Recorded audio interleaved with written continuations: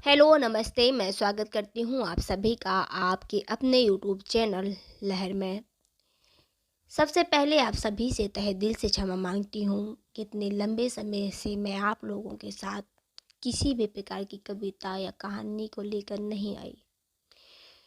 उसका कारण मेरी परीक्षाएं और फिर मेरा स्वास्थ्य, जिस कारण से मैं आप लोगों के साथ कोई भी कविता या कहानी साझा नहीं कर सकी।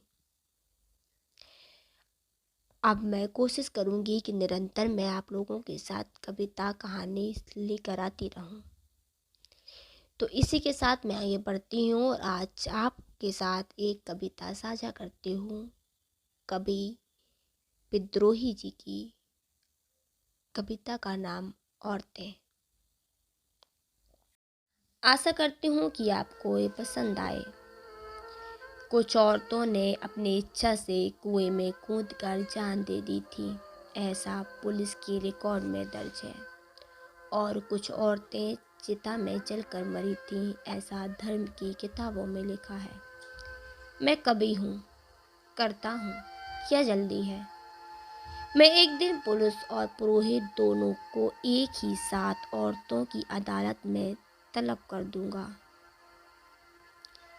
और बीच की सारी अदालत को मशूक कर दूंगा। मैं उन दावों को भी मशूक कर दूंगा जिन्हें श्रीमानों ने औरतों और बच्चों के खिलाफ पेश किया है। मैं उन डिग्रियों को निरस्त कर दूंगा जिन्हें लेकर फौजें और तुलबा चलते हैं। मैं उन वस्तुओं को खारिज कर दूंगा जिन्हें दुर्बल ने भुजबल के नाम की होंगी।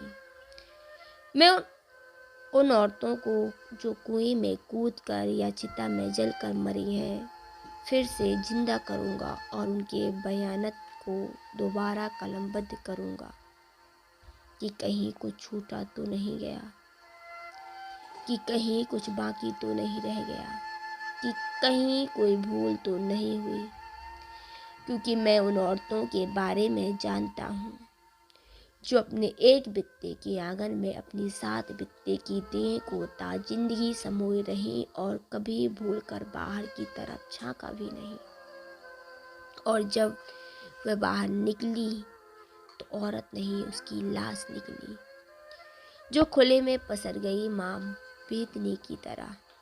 एक औरत की लाश धरती माता की तरह होती है दोस्तों, जो खुले में फैल जाती है। थाने से लेके अदालतों तक मैं देख रहा हूँ कि जुर्म के सारे सबूतों को मिटाया जा रहा है। चंदन चर्चित मस्तक को उठाए हुए पुरोहित और तमगों से लैस सीने को फुलाए हुए सैनिक महाराजा की जय बोल रहे हैं।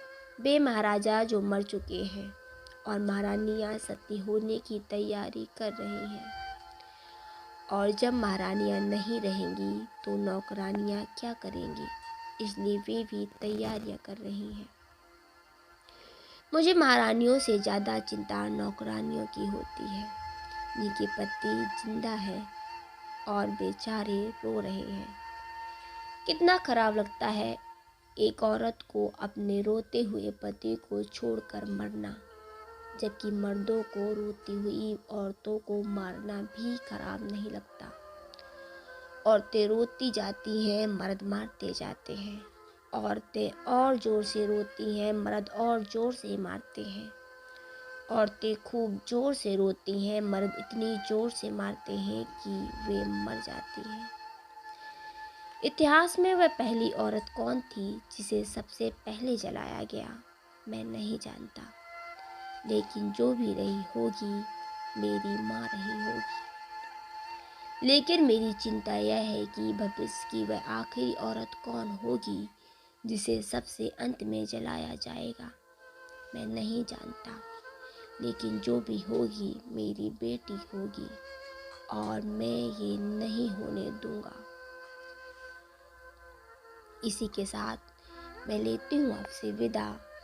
फिर मिलूंगी किसी नई कविता या कहानी के साथ। तब तक आप अपना ख्याल रखिए, खुश रहिए, स्वस्थ रहिए। जय हिंद, जय भारती।